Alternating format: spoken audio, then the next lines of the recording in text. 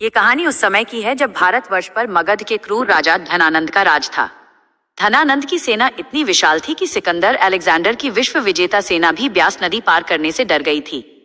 ऐसे शक्तिशाली साम्राज्य से टकराने की हिम्मत सिर्फ एक युवा ने की, चंद्रगुप्त मौर्य।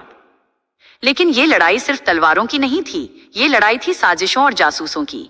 आचार्य चाणक्य जानते थे कि धनानंद का मंत्री अमात्य राक्षस बहुत चालाक है। अमात्य राक्षस ने चंद्रगुप्त को मारने के लिए विषकन्याओं, पॉइजन मेडन्स का जाल बिछा रखा था। ये ऐसी सुंदर युवतियां थीं जिनके शरीर में बचपन से थोड़ा थोड़ा जहर भरा जाता था। उनका एक स्पर्श या एक चुंबन किसी भी इंसान को पल भर में नीला पाड़कर मार सकता था। चंद्रगुप्त की जान हर पल खतरे में थी। वे कब क्या खाते हैं, कहाँ सोते हैं, यह किसी को पता नहीं होता था। यहाँ आचार्य चाणक्य ने एक खतरनाक खेल खेला।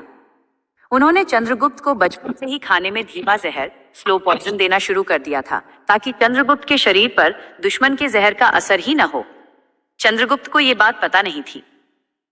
एक रात जब चंद्रगुप्त मगध की सीमा पर अपने शिविर में खाना खा रहे थे, तभी उनकी पत्नी, कुछ कथाओं में रानी दुर्धरा, वहां आई और उन्होंने चंद्रगुप्त की थाली से एक निवाला खा लिया।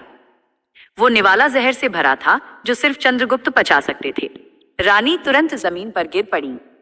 चाणक्य ने देखा कि रानी की जान नहीं बच सकती, लेकिन उनके गर्भ में पल रहा बच्चा बिंदुसार बच सकता है। चाणक्य ने तुरंत रानी का पेट चीर कर बच्चे को बचा लिया।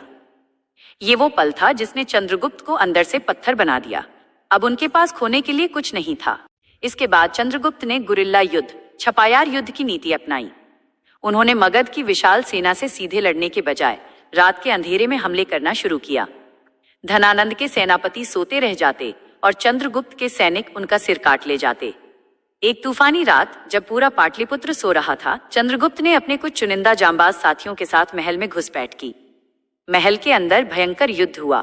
खून की नदियां बह निकलीं। अंततः अपनी तलवार के दम पर और चाणक्य की बुद्धि से चंद्रगुप्त ने धनानंद का अंत किया और अखंड भारत के पहले सम्राट बने। ये कहानी सिखाती है कि जब साहस, चंद्रगुप्त और बुद्धि, चाणक्य मिल जाएं, तो दुनिया की बड़ी से बड़ी ताकत और जहरीली साजिशें भी घुटने टेक देती हैं।